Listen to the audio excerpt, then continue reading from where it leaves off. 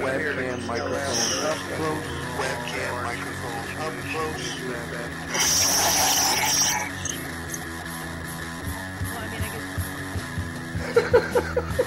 At the age of 19 in 1962, she was but I have the files.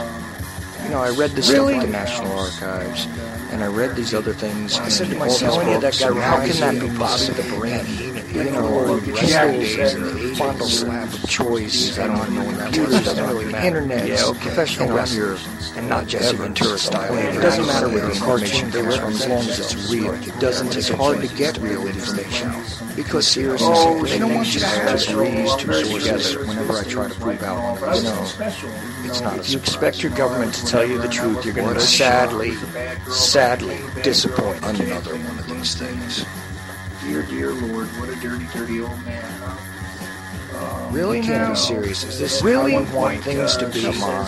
More hooker, eruptions, eruptions, whatever.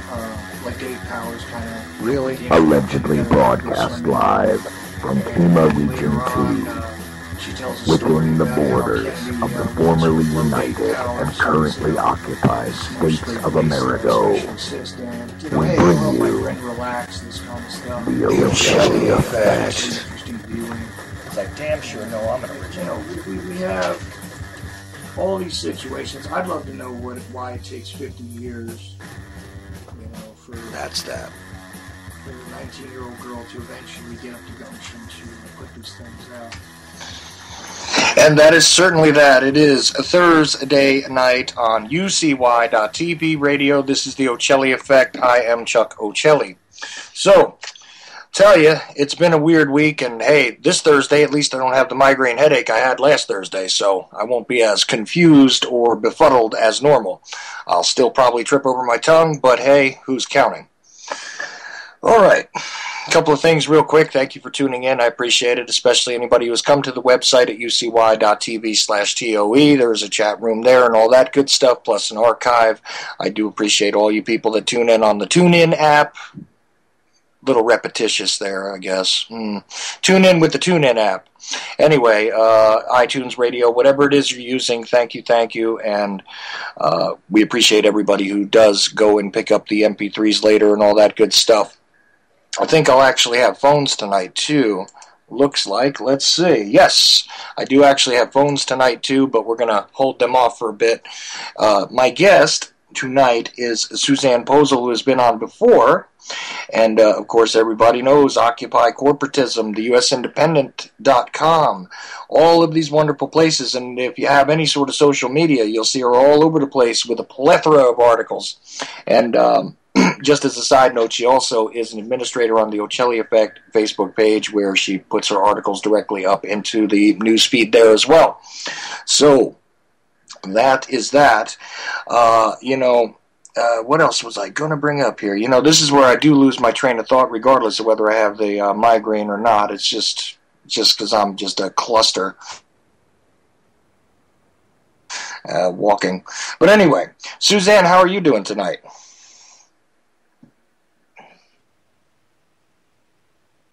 I'm doing fabulous. How are you? Besides the scattering. All right. Yeah, the Skype just sort of did that whole weird effect, like that part in the Matrix where he actually gets jacked in. It starts to kind of peel away there for a second. But I think we're all right now. Oh, man. Where should we begin? Well, of course, one of the interesting graphics that went along with one of your articles this week made me laugh, and I could not explain to anybody why, but it did make me laugh very much because it did feature the wonderful elephant and the jackass, of course. And, gee, I wonder what that was about, Suzanne. Oh, that's right. We had elections on Tuesday, didn't we? We did. We had selections where you either voted for the Council on Foreign Relations or the Council for National Policy. So, way to go. Lots of people voted for the Council for National Policy. So, good for you. And I did do a little thing about this, on Monday night on a different network, and I discussed it, and I said, I'm registered to vote, but I just don't see the point in doing it. I registered recently, and it's been just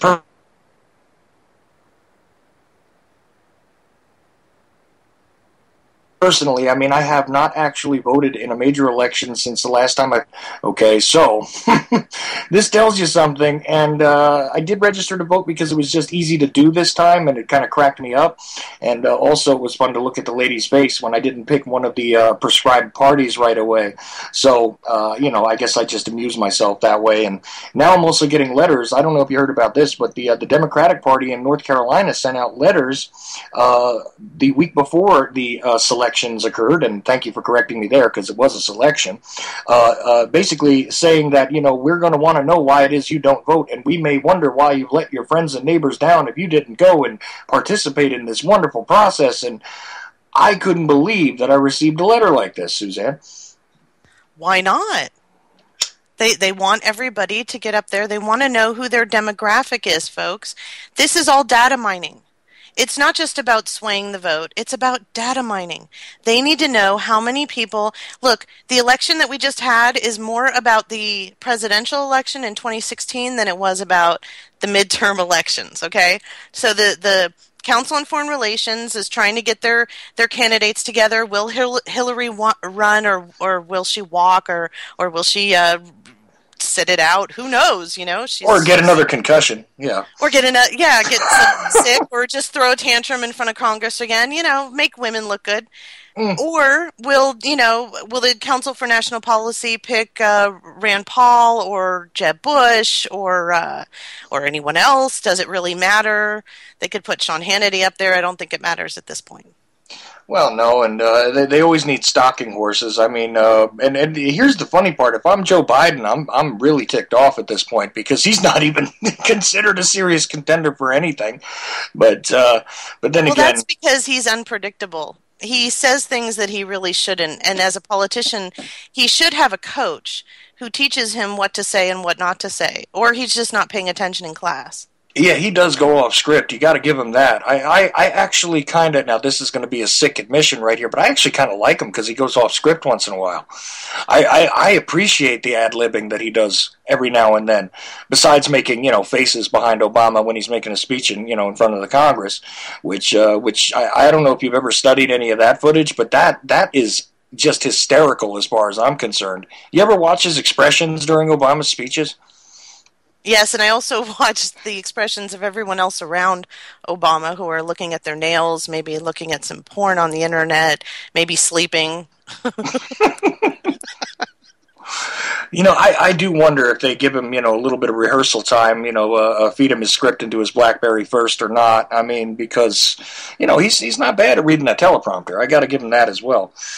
Yeah, he is the best salesman for the job on that one. He has the charisma that it takes. Because even though he's dirty and he's full of malarkey, when he smiles, you just say, oh, okay, Obama, I'm sorry. You go and do what you want to do then. And the whole country melts. Well, Barry is a likable guy, after all. I'm sorry, I couldn't hold back. I'm sorry. Do we have to change the rating on this show? Not yet. Not yet. I'm gonna try and keep it clean. Oof. And speaking of things that are packaged by advertising agents for the consumption of all you wonderful people out there and all the sheeple that surround you, I was also struck by this because I noticed you did an article on Coke and the Coca-Cola. Now, I was not aware that there was a new Coke. There is a new Coke. It's Coke Life. Because you're alive, and you should be drinking their product. And not to mention the fact that since we know what's been put into the Pepsi products, I mean, I guess they could call it Pepsi Death and Coke Life, and you could take the challenge. Well, they have Pepsi True. Oh, that's right. Pepsi's got a new one. I can't keep track of these products. Well, the only reason why I keep track of the products is because they keep putting garbage into their products. Coke Life and Pepsi True both have stevia in there. And I'm sorry, but stevia has been linked to infertility, not just from independent studies, but the World Health Organization as well as the National Institutes of Health have all reported that stevia causes infertility and testosterone levels to plunge. So if everyone is saying the same thing, I'm going to say that that's probably true. Independent studies and also, people that I don't find the World Health Organization credible, but they're saying the exact same thing that independent studies and the exact same thing that the National Institutes of Health are saying. So I know that it's frustrating. My mother is diabetic. I understand the frustration because my mother can't use sugar. She has been using stevia and Equal and Sweet and Low, but aspartame is terrible. I don't know if you want to get into that. But stevia is not a good substitute as well. Now, I do want to point out that inside the product, Pepsi True and I'm sorry, just Pepsi True. Okay.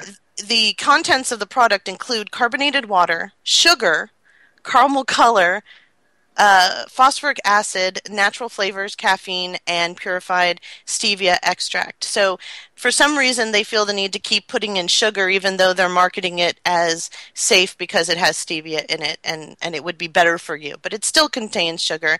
It still contains the caramel coloring that has the aborted fetus cells to make it taste better.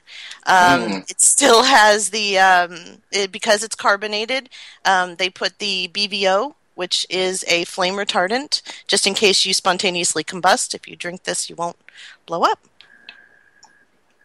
Well, they've got to do something to give you a flame retardant in there, in all fairness, because after all, if you drink enough aspartame, eventually it metabolizes into a substance very similar to formaldehyde anyway, which you can't metabolize out of your body. And last I checked, I think that's flammable. So, I think it reduces rust, doesn't it? I'm not sure. I do know that they embalm people with it. Oh yeah, they put that in the vaccines too. Oh yeah, it's a preservative, which is not a very good preservative, along with thimerosal, which is not an effective preservative either. And yeah, I know they have to. Well, they got to give that stuff a shelf life, don't they? Absolutely, and they make tons of it, so they have to put it somewhere.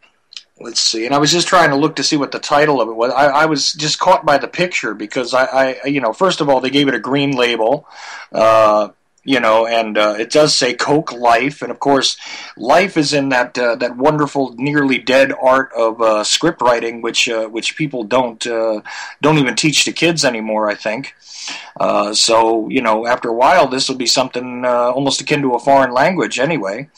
So, but Coke Life, and it doesn't seem like it does very much for someone who wants to stay alive, in my opinion.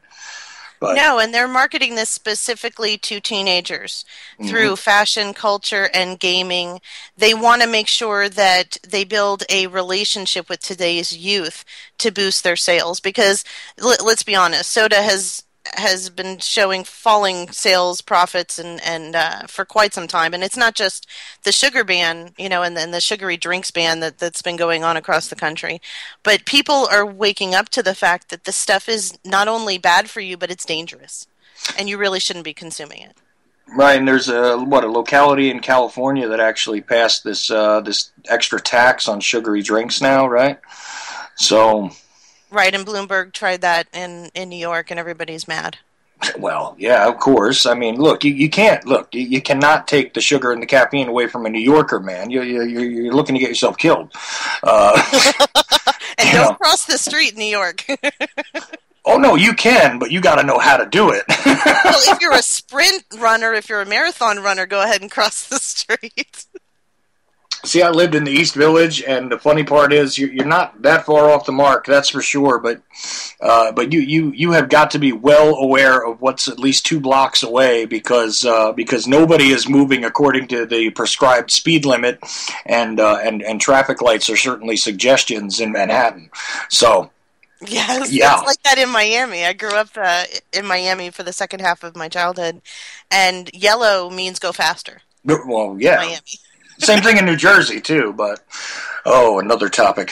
Anyway, I wanted to touch on that one because, of course, let's not even talk about how they're bottling this stuff, too. That's always wonderful. You're leaching plastics and things like that on top of these other chemicals. Gee, I wonder if there's a reaction between the two. Oh, and don't forget, over in Nigeria, I believe, I was reading last night, two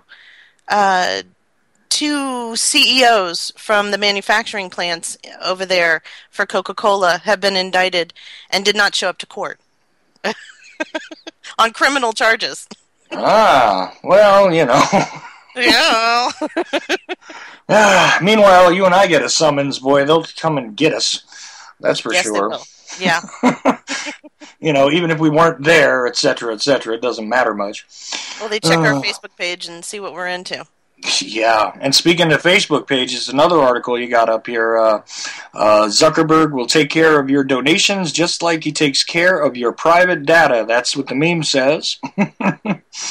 Yes, they just offered a donation button. Facebook wants to, if you want to donate to help fight Ebola, you can do so through Facebook. Isn't that lovely? And I know that he handles our data, our private information with such care, not like he sells it or anything.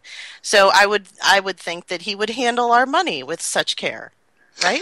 Well, yeah, I'm sure it'll get to the right places and everything. It might not be the intended place you thought it was going, but it'll get to the right place. Exactly. That was my point there. I said the right place. I didn't say the place that you think it's going to go to or the place you intended to send your, $5, $2, $10, whatever. And I've seen demonstrations before with this kind of thing where if you introduce like a donation button into a platform where you have, say 10,000 users, you're almost guaranteed, regardless of what you say it's for, to receive like 500 donations out of 10,000 users as an automatic. So we can imagine in the aggregate what it means to Facebook to actually have this. So who knows where this bundle of cash is going to go, but it's definitely gonna rake in something. Oh yeah, take 5% of 1.3 billion users. And that's the guaranteed money that they are going to be receiving from this donation button. I can't do that math that quick, but... Yeah, but even at $1, you're still looking at a decent amount of money. Exactly. That's why these corporations attack on these little fees. Because they know over the extension of all of their clients or all of their customers, $2, $3 here, there is going to add up to billions of dollars at the end of the year. Yeah, well, see, before I extracted myself from the banking system, I started to notice that every few years, because I would get myself into a small bank, which was local, which would be bought by a larger one and bought by a larger one, and eventually swallowed by Bank of America, right? And Bank of America notoriously has been sued various times now and has paid out these amounts for overcharging people, for charging people unfair fees and everything else. And we're talking about something where it's, $1 or $2 at a time. But these class action lawsuits come into effect, and they wind up having to send, like say $20 to, or $10 or $5 or whatever to each of the people that's named in the class action lawsuit. And just as a customer during a certain time period, you're entitled to this. But what cracks me up is, see, I know I'm not a rich guy or anything, but I can imagine that there are other people that have had a lot more transactions, a lot more action on their account where they might have been hit with these fees a lot more than I was. And generally speaking, when I did my calculations, I mean, the minimum we're talking about here is that I might have lost a couple of $100 to the particular practice they were being sued for, and I would receive, a $5 repay fee. I'll do that all day if I'm a large corporation. If I can hit every one of these people that I have under my thumb for $100, $200 a piece, and then the court's going to force me to pay back $5 a piece. Hey, it's all profit, isn't it? Yes, and don't forget, when they get sued, they get to write off the amount that they settle for or the amount that they pay out on their taxes. Well, it's a write-off. It's a write-off, and not like they really pay taxes to begin with. No, not like they... Right, exactly. But, what a shocker. Oh, Suzanne, I'll tell you, I don't know. I have fun talking to you, but sometimes when we start to talk about this kind of stuff, it goes to places where I wind up holding my head because it just reminds me of how screwed up everything is. Absolutely. Look, anywhere you look, okay, we've got voters in Texas right now, in Denton, Texas. They decided that they were going to ban fracking. Well, good for them. 3 cities in Colorado, as well as a couple of cities in New York, did the same thing. Wonderful. Let's stop this. Okay, so Texas Oil and Gas Association and the Texas General Land Office are now suing because they say that it goes against the Texas state constitution, that the people cannot vote, that they will not to ban the fracking because according to the Constitution, they have the right not only to here, let me get the direct quote. This is from Thomas Phillip, who is a former justice of the Texas Supreme Court and a partner with Baker Botts, a law firm that represents Texas Oil and Gas Association. And he says that despite the state's policy in favor of developing natural resources, the citizens of Denton cannot vote out and ban fracking. So, according to the Texas state constitution, if you live in Texas, you don't have the right to vote out fracking because it goes against the state being able to supply oil and natural gas to their purchasers and the international market and the stock market. Yeah, and meanwhile, it doesn't really matter, I guess, what the effects are on your local community. Is this stuff going on, under your house? This is all fine and dandy. You can't mess with the larger corporations' rights. Oh, wait a minute. Corporations are people, though, aren't they? Yeah, that's the problem, huh? So if they're people, GE should be in jail, or GM, I'm sorry, General Motors, should be in prison right now for murdering at least 300 people. Well, GE could go too, because after all, take a look at who owns these wonderful power plants that are having all these problems. Are they not responsible for the mechanisms they have put out? Are they not responsible for the damage they have done in the course of doing business also?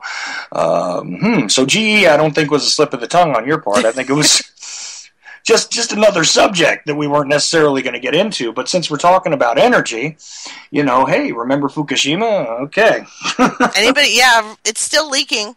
Yeah, it's still going. It's still going. And funny thing, I was listening to one of the other shows on this network earlier, and they were talking about decommissioning the power plant and how ridiculous it is that they were saying they were decommissioning the power plant.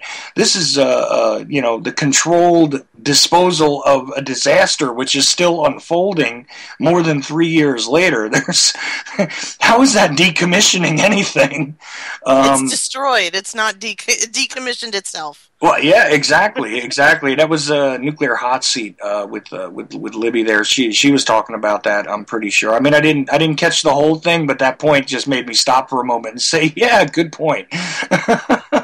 When you outlaw journalists from reporting on anything that does not come out of the mouth of TEPCO or the Chinese or the Japanese government, then you have a serious problem. None of the information that comes out of those journalists' articles is not already approved by state officials or corporate officials. So that's what they want you to know, period.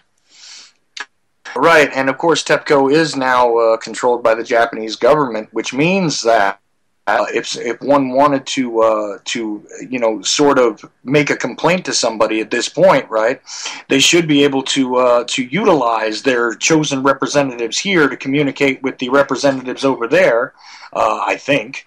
And this could actually be handled by the Japanese government, but all they've done is actually shut down the discussion, right? Yes, absolutely. And if anyone reports on anything that isn't officially given to them, then they go to jail. Yep.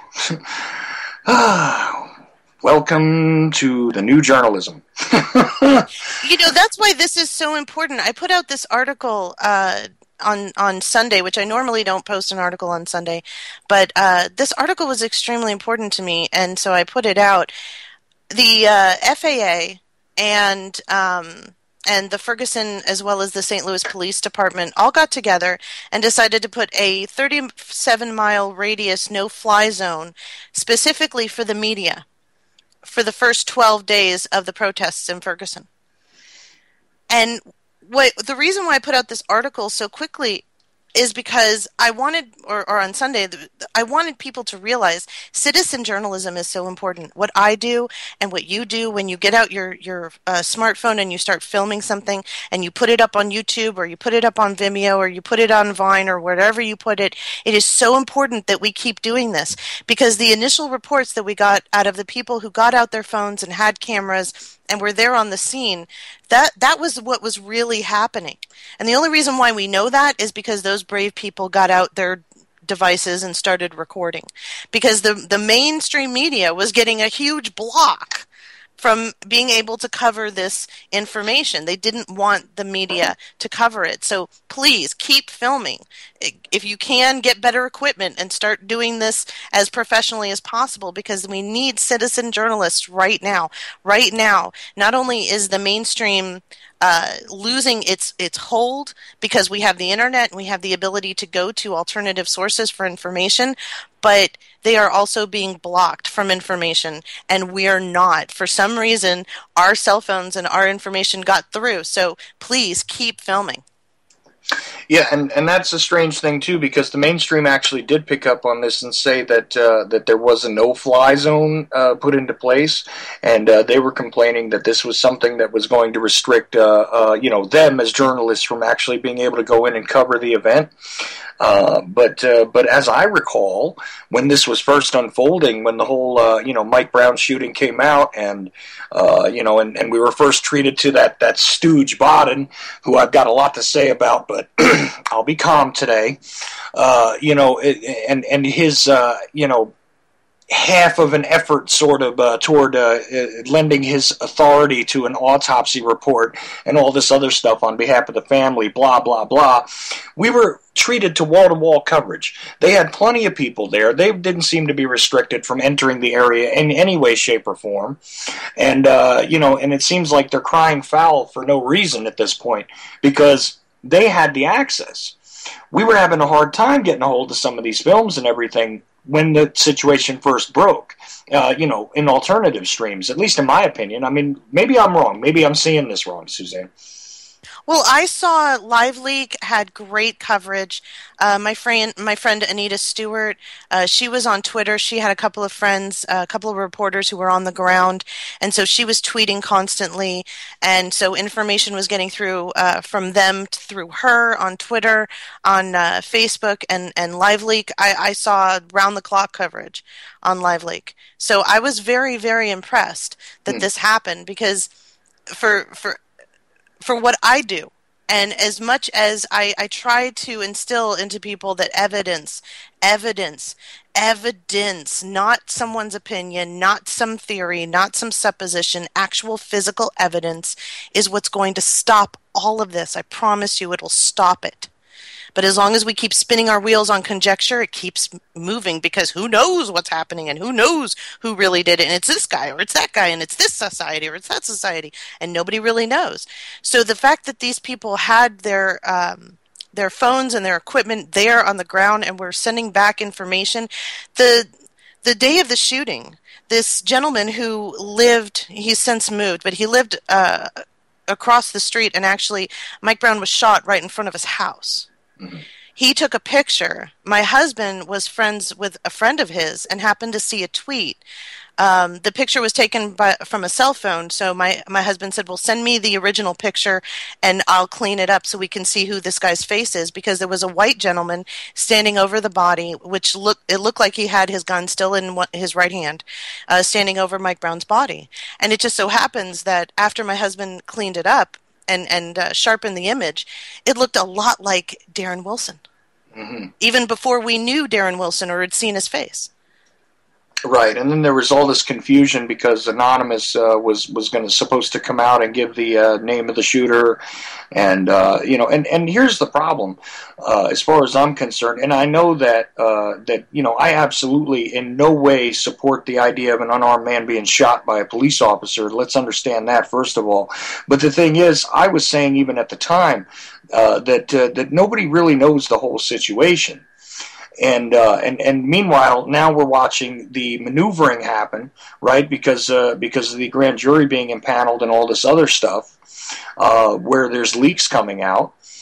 Which, notice that the leaks are only in favor of the officer's version of the story, right? And this is a fluid situation.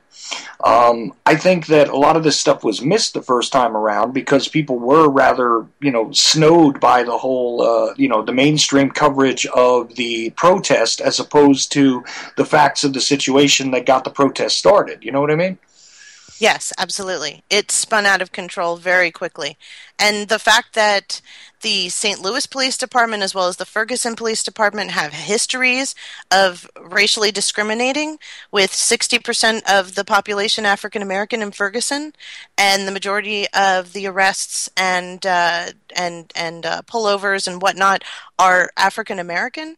There is, and Darren Wilson has a history of racism. Before he was working at the Ferguson Police Department, he was fired as a rookie cop with 3 other police officers for specifically targeting African Americans. Yeah, see, and all this stuff gets lost now because, the background, obviously, of both individuals, it needs to be known. The whole idea that that Brown was completely innocent in the situation may not be true. The whole idea that this cop was simply doing his job may not be true. These were pronouncements being made by people who had no evidence in hand. And that was another aggravation, like I said, because of that Michael Bodden thing when he came out and was describing how the shooting had to have happened. I mean, I was sitting there jumping up in my chair going, first of all, you should know better. If you don't have a recreation, if you don't know all the facts, the positions of where people were, exactly where shots could have come from and everything else, you don't know what the story was. You're giving out a story with only half of the data required to recreate it. You know what I mean? And this has continuously happened in this case. Now, the funny thing is that when I do see this discussed on a lot of platforms, and I'm not even going to say mainstream, alternative, whatever, we're still seeing this half a story being told. I don't think anybody's actually rounded up the whole thing, to date. And so I still reserve judgment personally about what actually happened here. The fact is, though, that regardless of what occurred, if this kid was completely unarmed, I think there would have been a better way to subdue him outside of shooting him down in the street. But then again, I don't know the entire situation, and therefore, like I said, I can't fully judge it. You know what I mean? Yes, I do. I know people. And I know people who know people who were affected by some of the families who have since lost their children in the Marysville shooting that just happened. And I'm 2 hours away from it. Mm-hmm. And so I called my friend to see, because I wasn't sure if her son was there at the school. If he went to that school, he goes to a school down the street. So I've spoken with family members who've lost their children. I've spoken with family members and the kids who were affected by it. This one kid who lives next door to a friend of mine, and he was there, and all the blood splattered all over him, and he's still freaked out. He's not doing so good. And I saw the reporting in some alternative outlets, and I was really, really upset because this happened 2 hours from where I live. And I'm in a position to speak to people who were there on the scene and who were affected by this, and the families who lost their children. And I know that the official story of garbage that's going on in alternative media about this story it's malarkey. It's not true. Here's what actually happened. This kid who was very, very much into violent video games and very much into violent television and violent shows. And I know I grew up when I was a kid, everybody blamed Ozzy Osbourne and everybody blamed Marilyn Manson. I get that. But this kid had a girlfriend who cheated on him with his cousin. And his response was to behave violently. And this is not unusual when you think about how inundated our children and our teenagers are with violence. So when they come into a situation that they don't know how to respond to, they are responding violently. And that's all that happened here. There's no other conspiracy going on. Yes, it's being used as a vehicle for other things. I get that. No crisis goes to waste. But this is not one of those weird situations where it made me wonder, if I lived in Connecticut, if I lived in Colorado, where these other shootings have happened, would I have a different opinion? Because I was here when this shooting happened, and I know and I've spoken with these people, and I've gotten to know them, and I know that what's being reported, not only in mainstream but in alternative, are lies.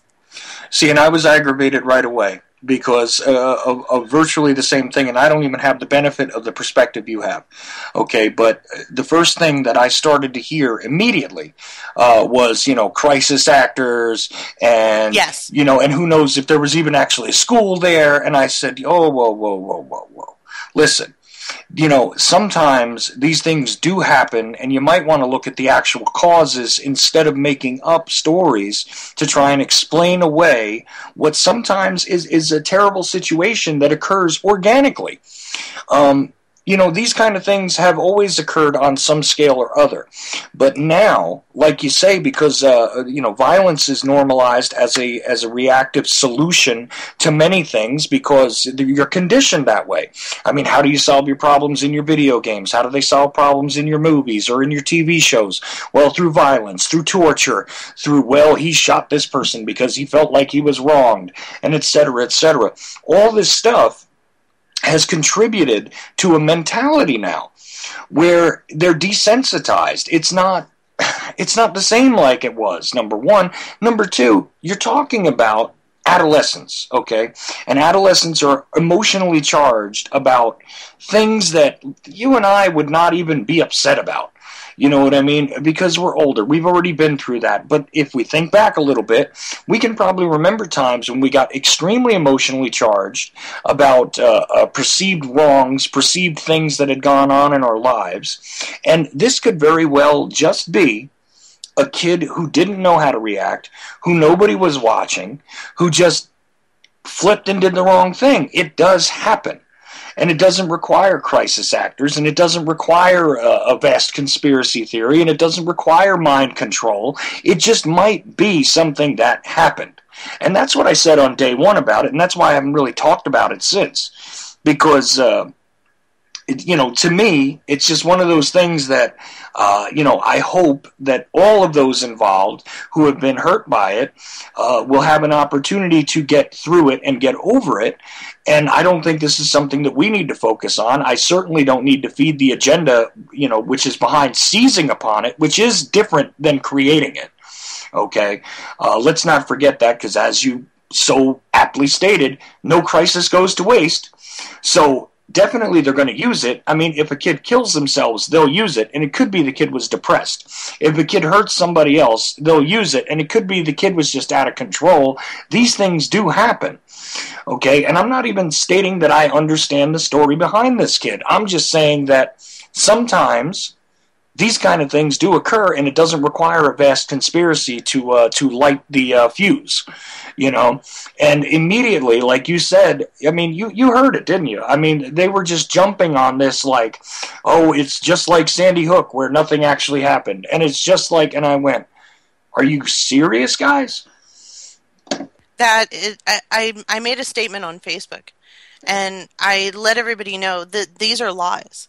I saw one particular article talking about drills and crisis actors, and I won't mention their names, but it was ridiculous to me because it made me think, like I said, if I lived in Newtown, Connecticut, would I feel differently about reporting on the shooting at Sandy Hook? Mm. Because if you're there, I'm 2 hours away from where it happened. I can get my car and be there and talk to these people, which I have already done. And I chose not to write about it because I didn't. Once you muddy the water, the water's already muddy. There's no way that you can unmuddy it. So once the garbage goes out And once people irresponsibly start reporting, and especially people who have a sphere of influence are irresponsibly reporting on things they don't know about, they never talk to these people, they only know what they think they know, and it's all based on supposition, and the evidence that they bring forth would not even hold up in court. So you wouldn't want to bring that. If you were summoned to court on criminal charges, you wouldn't want these people researching your case. So why are we accepting this sort of tabloid journalism in our news and then basing our decisions, basing our life, basing our purchases, basing the way we live our lives on this garbage that isn't even true? Well, exactly. And here's, again, where I get aggravated. See, I expect the mainstream to do ridiculous things like this, to give you a narrative that that has nothing to do with the reality, that absolutely fits with a particular agenda, the bleeding lead of the moment. I expect them to stack these things one on top of another. I mean, the Hatchet Man on top of the, Canadian Parliament being attacked and all that. I expect that stuff. Okay, out of the mainstream. But I sort of was hoping that those who are outside of that sphere of the, 6, soon-to-be 5 corporations, I sort of expected them to think about it a little more objectively. And instead, they've done exactly the thing that they should not do, the thing that we get pilloried for constantly, which is to jump immediately to a conspiracy theory regarding something that you know nothing about. I mean, without facts, without evidence, as you said, evidence is an awfully important thing, isn't it, Suzanne? And they jumped right to these crazy conclusions. And in my opinion, it's one of those things that makes us all look bad when we're all trying to be independent. I mean, after a while, they start lumping, guys like me together with guys like that. And I'm not going to mention names again, but there was a couple of people that I even knew personally that were jumping to this conclusion right away. And I'm glad you brought that up, because I was really aggravated by it, but did not have a context to really mention it, It's something that I felt very passionate about, and I haven't spoken about it publicly, so besides Facebook, but it to me it's an example of the fact that irresponsible information is being put out, whether it's on purpose or just because these people are idiots, or just because they don't know what a journalist actually is, and they think that just because they write something that looks like an article that's actually an op-ed piece, an opinion piece, with loose facts that aren't really tied in, but kind of could be. If you word it correctly, you could see that, but it wouldn't be obvious to someone because it's not dot to dot to dot. Then we accept that as that's okay. I was speaking with a gentleman last night about facts and evidence, and he said, well, the National Enquirer won a Pulitzer Prize for their work on exposing John Edwards. And I said, well, that tells me more about how integral the Pulitzer Prize has gone away from, or the lack of integrity of the Pulitzer Prize that the National Enquirer would win, than anything else. Right. All of these wonderful prizes for achievement on the world stage have become, parodies of their former selves. I mean, all you got to do is remember that Obama won himself a Peace Prize, right? Absolutely. Meanwhile, what is he actually doing? If he's actually in charge, again, another assumption. So allegedly, the guy in charge of, getting us into how many different conflicts now, and continuing to extend, expand, and revise these other conflicts throughout the planet. This guy wins a Peace Prize. It's it's doublethink in real time, and yeah, and the Pulitzer Prize going to the Enquirer, that's amazing. It doesn't make them a legitimate form of journalism. It just means that anyone can win a Pulitzer Prize now.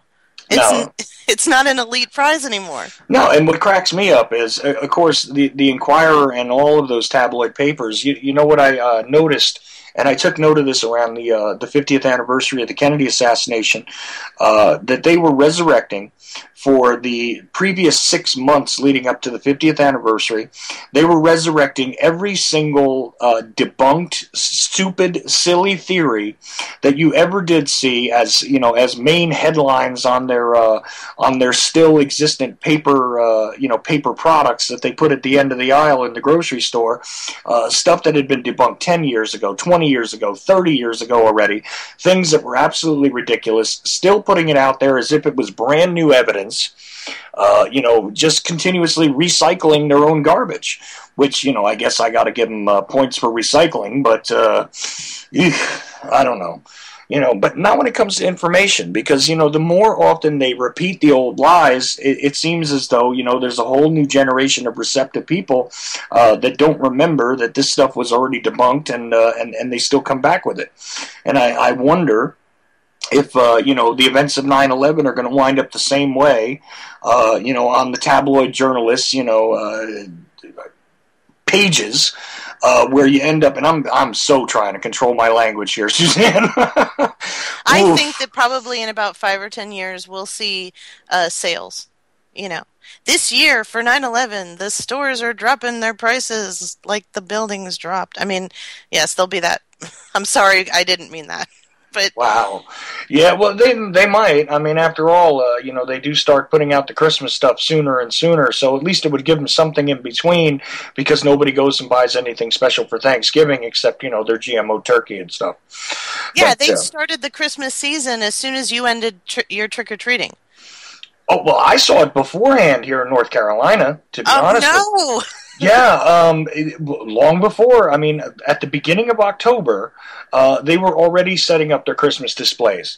So they didn't actually sell their Halloween crap, and they were putting up the Christmas displays here already. That's what I saw. That's sick. Oh, even the candy and everything. I mean, I always take notice of that stuff. I'm surprised I missed this new Coke bottle, though, because, I do look at this stuff in the store. But man, oh man. So, meanwhile, let's get to something a little more positive. And of course you're going to say stuff on my show that you wouldn't normally say anywhere else, right, Suzanne? Absolutely. Absolutely, folks. That's why you have to listen when I'm on the Ochelli Effect. Because it always ends up in a strange place where Suzanne didn't necessarily intend to go, and that's why I love having her on for the full 2 hours, because... And I didn't mean that. I realized as I was saying it that it could be misconstrued, my comment about 9/11. I absolutely didn't mean to offend anyone, and I apologize. It was a bad joke. Oh, man. Anyway, so you mentioned something to me about a website that you wanted to make sure that we included, and I want to get it in now because I know I'll forget otherwise. Absolutely. BeyondCBD.com. I have written several articles exposing snake oil salesmen in the CBD industry, including, this is probably something that we should talk about, The Wolf of Wall Street. Did you ever see that film? I actually, I am still well enthralled into my boycott of new Hollywood pictures, and was at the time that came out. I mean, I kind of know the story, but only because of what I read online and things. I actually haven't seen the film. My husband made me watch the film, and I'm still upset. It's 2.5 hours of my life that I cannot get back, and it's the most offensive film I've ever seen in my entire life. The most offensive? From start to finish. It's offensive in the first minute of the movie. Wow. Yes. Wow. It opens the opening scene is highly offensive, and it gets worse from there.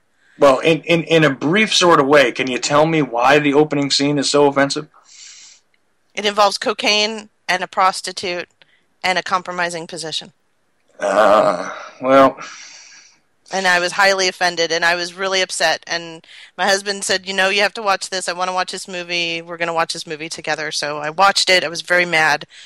And the gentleman who the movie was made about is a thought leader in sales industry now. He makes millions of dollars going around telling people how to screw people out of money.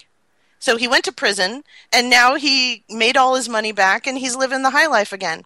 And one of the executives, actually his chief financial officer, is involved with Canna Life Sciences. Who is that? That's Canaway. So if you buy CBD from Canaway, you need to understand that it's being run by the gentleman who's helped this one gentleman who the Wolf of Wall Street is about. I can't remember. Jordan Belfort, that's his name. Steal millions and millions and millions and millions of dollars from people from penny stocks over the course of several decades. And of course, it's a big shocker that the thief by deception would be a snake oil salesman, right? Absolutely. And that's not to say. Listen, I want to make this clear because somebody gave me complaints last time that we discussed this, and I want to make something very, very clear here. Cannabinoids and cannabinoid oil is something that I absolutely support. Okay, it is an amazing, wonderful natural plant that I think should not be illegal in any way, shape, or form. This is my opinion, not Suzanne's, by the way. And Suzanne can chime in right after I'm done saying what I got to say here, but I want to make this real clear. I do not object to the use of cannabinoid oil. I think that it should be something that is required in people's diets at this point in time. I think that hemp has a ton of uses, most of which are not known to the general public, and I don't think that the plant should be illegal in any way, shape, or form. Now, that's my opinion. Okay, it does not mean, however, that I support everyone who sells things that are not represented correctly, that are not, that are not healthy for you in one way or another, just because they are sort of in that alternative world regarding medicines and whatnot, does not mean that I support them. If they're selling you garbage, I don't care what the label says. Okay, garbage is garbage. And that's all there is to that, but it doesn't mean that I don't support people's use of products like this. It's just that there's a problem with the product we're talking about, isn't there, Suzanne? Yes. I've written several articles. If you go to occupycorporatism.com, you will see put in CBD or cannabidiol, and you will see about 5 or 6 different articles. And there are snake oil salesmen out there. Biggest company, Medical Marijuana Incorporated, is selling snake oil garbage, as well as substandard material for their base paste, the hemp paste that they use when they dilute it and put it in their products. Project CBD put out a 30-page report showing people were going to the hospital. People were getting sick. The public relations manager for Medical Marijuana Incorporated said that they will seek legal remedies and awards for damages caused by the malicious and intentional harmful article and actions by the enterprise, which talking about Project CBD. The reason why they're initiating a lawsuit is because they have to. Because if they don't, then it stands. So they're defending themselves. They're selling a substandard product. And because they're filing this lawsuit, it somehow gives them credibility. And through the Chicago Cannabis Conference, Medical Marijuana Incorporated started in listing different mainstream and alternative media outlets to market their products to a broader audience. And the list is staggering. NBC, Fox News, MSNBC, the Robert Scott Bell Show, and Natural News, Autism One, and Voice of America, which I thought was very shocking to me because autism is not anything to play around with. And yes, CBD can help. But Medical Marijuana Incorporated specifically set up this cannabis conference in Chicago to get these news media outlets in. They gave them free products. They talked them up a good game, and then these outlets went out and wrote articles about them. This is called native advertising, by the way. And if you don't know what native advertising is, please go to my website and put that in a search engine, and you will find a couple of articles. I'm going to write another one on native advertising. This is the way in which marketed products and editors from news reporting agencies, and that includes alternative media. Okay? Where they get together and the marketing firm pays a certain amount of money, somewhere between $500 to maybe $5,000. And this article is written, source linked, and it's really an infomercial. All it is a big commercial for this product. Right, but it's meant to look like it's news, or it's meant to look like it's part of the website as an information source and things like this. We discussed this on an earlier show, and it kind of occurred to me when we were talking about the Coke thing, because there's this video game that's out now, apparently, and I get inundated with certain commercials, okay? All the way up to the election, I had to hear about Tom Tillis and Kay Hagan, okay? In North Carolina here. But another one that I keep getting hit with all the time is this video game where an energy drink turns people into mutants, which I thought was kind of funny. That an energy drink turns people into mutants, and then you have like an urban sort of adventure regarding this and whatnot. And I was wondering, I wonder if you see these Coke bottles, these new Coke bottles already sort of implanted into the video game somewhere. I wonder if they did that as well, or if this energy drink is going to become a real product at some point. I don't know. Maybe it's just my mind clicking away, and I'm speculating here. I'm not talking about anything that I know for sure, but I bet that you have some idea what I'm talking about. No, you're not wrong at all. See, in marketing and sales, they're finding out that we've been inundated with commercials for so long that we're TiVoing them out, we're DVD-Ring them out, we skip them on YouTube, we don't want to listen to the commercials, we go and do something else, literally.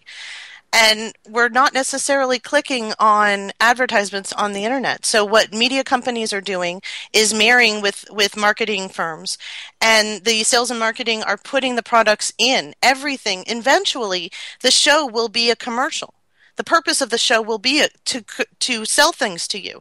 The purpose of the movie will be to sell things to you. The purpose of the book, the purpose of the music, the purpose of the news outlet, the purpose of whatever show you're watching, whether it's Bill O'Reilly or a sitcom, the purpose of it will be to market to you. Well, I'll tell you one thing that I did notice, because somebody forced me to have to go and look back at The Walking Dead, right? Which I actually find kind of useful to examine, but I'll get into that later.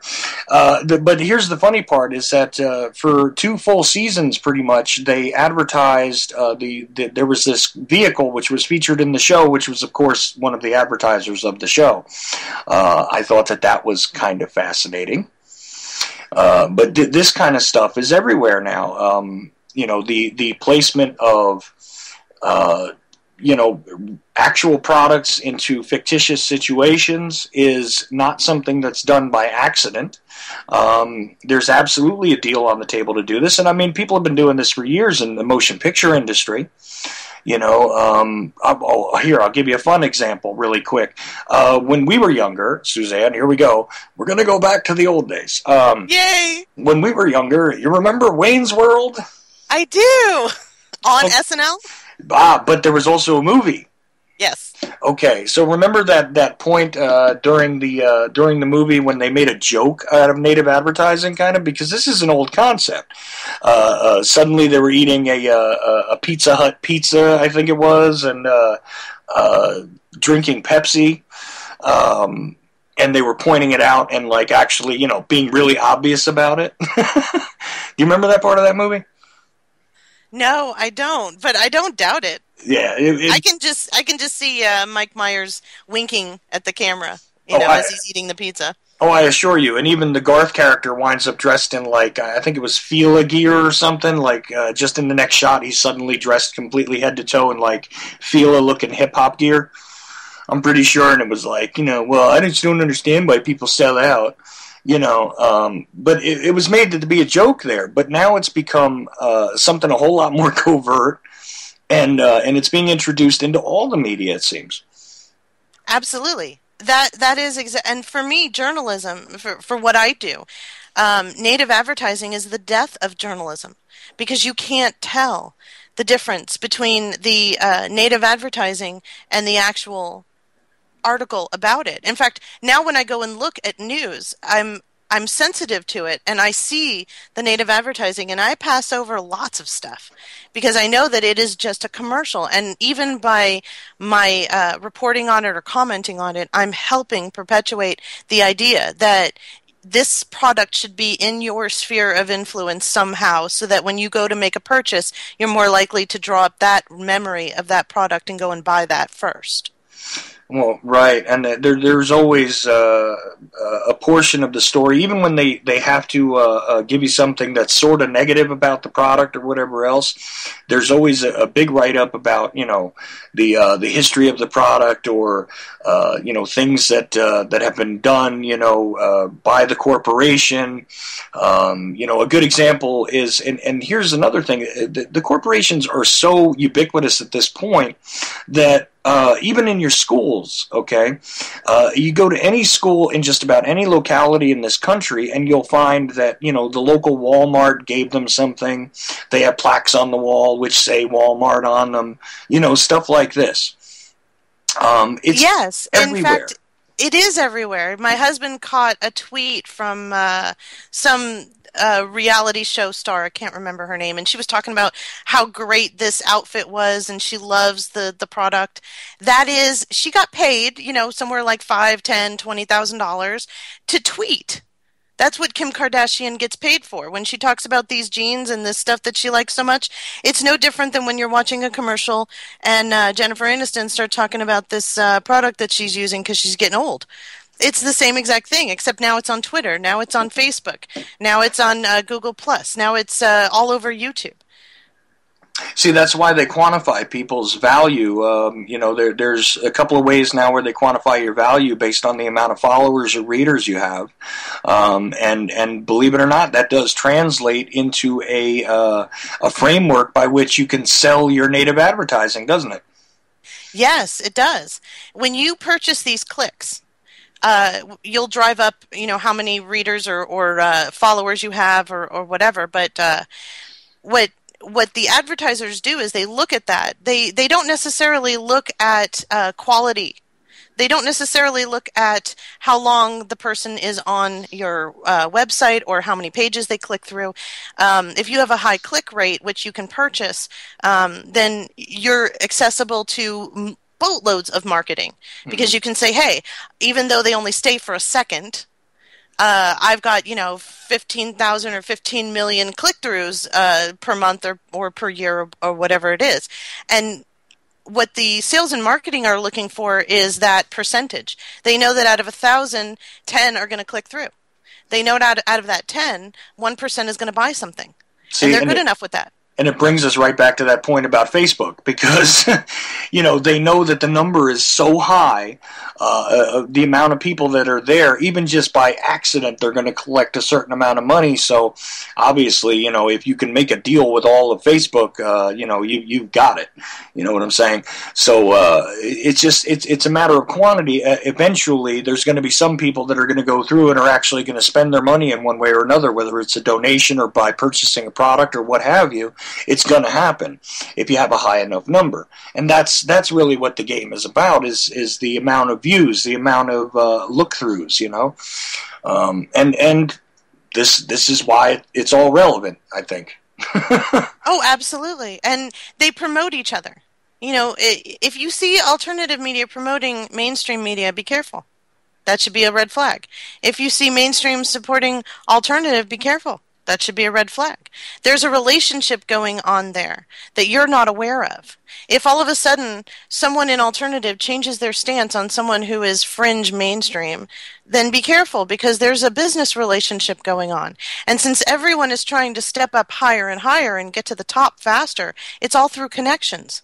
So if they can make a deal to have an affiliation with someone, and even though they've spent boatloads of shows talking garbage about that person, they'll come out and say, well, I've reconsidered it. I've changed my mind. I've looked into this person. Like they never looked into them before, and they were talking all this garbage. And what's really going on behind the scenes is there's a purchase that has been made. There is a deal that has been made that's lucrative. And so they want to maintain that contract. And that is why you're seeing this bridge being built. It's the same thing that happened in the supplement industry back in the 80s with Orrin Hatch. Orrin Hatch was on the board of directors and was receiving money from the supplement industry, and they did not want supplements to be regulated. they put out this commercial with Mel Gibson in it, and he like stormtroopers bust into his house, and he's got like a bottle of vitamins, and like, hey man, I'm just taking my vitamins. And he made a statement at the end of this commercial. You can go on YouTube and watch this. It's hilarious. And this was back when Lethal Weapon was out, and he was really a big deal. Right. And so they used him as a spokesperson. And be careful, when you start to see spokespeople coming out about issues that were controversial at first, that should be a red flag to you as well. Because that person got paid to stand up there and talk to you about this information now, when before they weren't allowed to talk about it. It was taboo. It would have wrecked their career. But now that it's okay, it's, they go ahead and talk about it. It's because the check cleared. Well, right, and I'm going to do a hypothetical now, Suzanne. So I'm sure you're going to know what I'm talking about, but let's not be too specific. When you see certain people that have been telling you for years and years that the left-right paradigm are all part of the stage show, and that this is not what really counts because it's all being controlled by the same entities, and that the corporate interests are really what counts, and et cetera, et cetera. When they suddenly change their stance and start saying, well, yeah, the left-right paradigm is all false and is a game, and don't be suckered. But at the same time, they turn around and tell you, but I think that the right side of that paradigm might be a little more acceptable than the left, because they're so much more deviant than the right is. The right, at least you have a chance to, if somebody suddenly changes their stance like that, hypothetically, I would throw up a large red flag over that one, and yeah. I remember I made that comment. I could not believe, I won't mention their name, but I could not believe that all of a sudden there was an election hub, and they were putting out pictures about their really cool stuff, and here we have all this, we got a hotline, and you can call for information on how to vote and who's the best candidate. And they have been speaking for decades about how the left, right are bought and paid for by the same people. So what does it matter if you wear a red shirt or a blue shirt? You're still voting for the Council for National Policy or the Council on Foreign Relations, the red team or the blue team. Does it matter? No. See, I don't like to pass around memes too much, but you probably saw that one that I stuck up on my page, which was the cow. Trying to figure out whether to go to the left side or the right side of the wall there, and at the end it all goes into the same slaughterhouse. Yes. Yeah. Well, I don't know how better to say that. That was a brilliant illustration. I don't know where it originated from, but I had to repost it. And believe me, I'm not the greatest with the social media stuff. I mean, I'm an amateur when it comes to that, but that to me was just the ultimate statement right there. Because it is the same slaughterhouse. You think you made a difference because now the Republicans have tipped the Senate their way?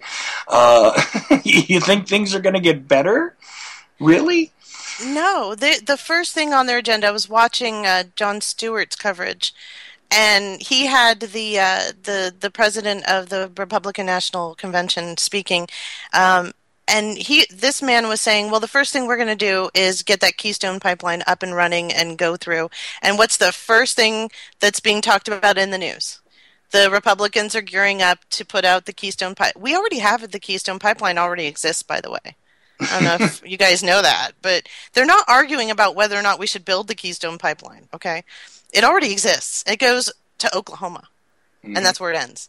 The reason that why they're arguing is because they want it to continue down to Texas, because that's where all the oil and all the movers and shakers are, and they want a hold of the end of that pipeline. They don't want it in Oklahoma. Right. So it's really just a question as to which direction the giant pipe is going, not necessarily that they have one or not. But this is exactly what the illusion is about. It's the illusion of choice during the selection process, And still, I find it remarkable, again, that you spend $175 million to get a $175,000 a year job for 6 years. The math doesn't work out in North Carolina, but there it is anyway. And, of course, he won.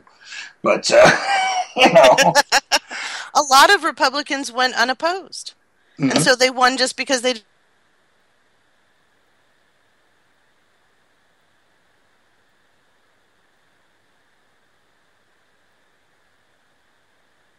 Whether or not we're angry... At the end of the day, the item that needs to be completed, the function that needs to get done, gets done. Whether it's by a blue hat or a red hat. Doesn't matter. No, exactly. And my, oh my, we've covered a lot of ground so far, Suzanne. Yeah, and I do want to point out that Pew Research did a study on October 23rd, which I reported on, speaking about who controls your political views. And it happens to be whatever news outlet you get your information from. So where you have your belief system dictates where you get your source of information, and from there, that controls what your political leaning is. Is that the article that says why voters choose to believe lies? No, but I did add that information down at the bottom of that article because I wanted to reiterate that point, that we believe lies, that we, okay, you got dressed up, you put on some makeup and hairsprayed your hair, and you're looking really good right about now. Yeah, let's go ahead and put you back in office, or let's go ahead and get you in there. And right now in West Virginia, an 18-year-old girl was elected to the Senate. She's a Republican. An 18-year-old girl. Great. And everybody's like, yeah, she's schooling the Democrats. She's telling them an 18-year-old girl can school the Democrats. Let me explain something to you guys about sales and marketing. Mm-hmm. One of the biggest cash cows right now is the millennial generation. And if the Republican Party can harness the millennials, then they have a ticket for the next 40 to 50 years. Mm-hmm. Okay? Now, that's what that 18-year-old is about. She is the millennial representative for the new Republican Party.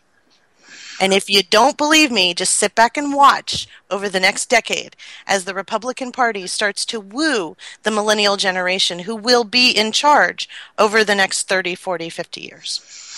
All right, and you know what? It leads me directly to the statement that I used to make, and I don't even know if I've ever made it on my own show, but I know I've said it elsewhere, that effectively, if you believe that the selection process that we just went through on the 4th of November, if you believe that has anything to do with the future, if you believe that your choice has anything to do with the future of this country, I tell you that it is exactly about as relevant as those popularity contests in your high school yearbook were, okay, to your life today if you're, say 20 years past high school graduation. How many people were voted, this or that or the third thing. It's a popularity contest, so somebody can get their photograph in a yearbook, so somebody has a title, so somebody gets a paycheck, and multiple paychecks probably. Well, not probably, definitely. I mean, why would you spend $175 million to get the $175,000 a year job? Well, it's got to be worth it somehow, doesn't it? Exactly. Why would you spend 37 years in congressional service benefiting from a system that is all of a sudden now you're revealing is a one-party system? When you were part of that party for 37 years, that one-party system, benefiting from it. But now that you're not benefiting from it, you're free to say that it's a one-party system. How come you didn't say that during the 37 years that you were involved in the one-party system? Well, and the other thing is, like you said, they have to sucker in the new generation in order to get them to buy into this puppet show and decide whether they like the one on the left or the right, depending, and give them the illusion of choice, give them the illusion that they have something to say about their own futures when they go to flip a switch in a booth somewhere. This is all irrelevant if both parties are bought and paid for by exactly the same interests. The same corporation generation that gives tons of money to the Democrats nice and loudly, will give it to the Republicans, quietly. But if you check into this stuff hard enough, you'll find out that, gee, what a shocker. They actually fund both sides of the equation. That must mean that really they're only funding one side of the equation, which carry all the same agenda, and it just seems to be a logical thing to me to conclude that there's really a one-party system in this country. And anybody who wants to dispute me, feel free, but I don't know what you're going to tell me. So, well, why don't we also talk about the fact that they have these mascots every couple of decades. When a generation comes up that is influential, highly influential, they put out these mascots. The precursor to Ron Paul was Barry Goldwater. Do you remember him? Yes, I do. I was going to tell you about a failed mascot, too, but yeah, Barry Goldwater. But go ahead and school people on that, because I'll be honest with you, I bet you that's a name that I haven't brought up on my show before. Anything that Ron Paul talks about, Barry Goldwater talked about it before him. A third party, a revolution, we need this. Everything that Ron Paul talks about, Barry Goldwater talked about it before him. Barry Goldwater was talking to the 60s generation. He was out in the early 60s. When he started talking about this, he helped raise the revolution, the political and ideological revolution that was happening already with the draft. He helped to push toward a political leaning. And so he became the precursor to the Ron Paul that we know today. And that just means that in 20 or 30 years, there's going to be another Ron Paul that will lead up another charge. Because not since the 60s, in my opinion, have we had a generation like the millennials. The millennials are understanding where their place is, what they want, and they don't want anyone to tell them how they're going to get it and who they're going to get it from and what to do and how to do it. And that mirrors what was happening in the 60s, right before the explosion of ideology, where everyone was either protesting the government in some form or trying to live an alternative lifestyle. And I'm not just talking about alternative, like creepy alternative, but just bucking against traditional values. And millennials are doing just that. And that's why the GOP want them so badly. That's why they keep having these new mascots come up. Barry Goldwater did a great job in the 60s, and now Ron Paul is doing a great job today with the millennials.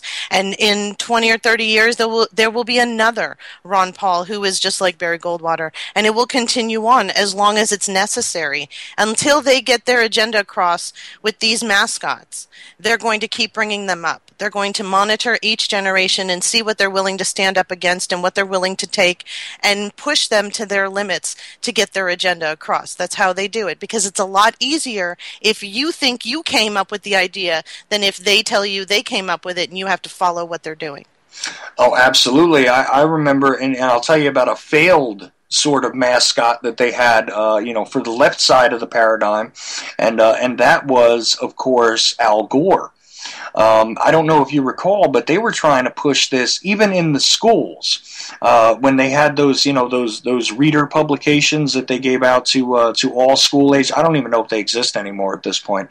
But do you remember those, like the Weekly Reader and stuff like this, and like Young People's News and things like that? Yes, I do. Yeah. And they were like 4 or 5 pages long, something like that, or 6 pages long. I forget. It had to be an even number because it was like a folded in half a newsprint thing, which now I'm dating the hell out of myself. But the point is, though, remember that even previous to when Clinton wound up running, they were pushing this Al Gore as part of the younger generation, freer thinkers, people that would be outside of the box regarding the establishment. Can you believe that?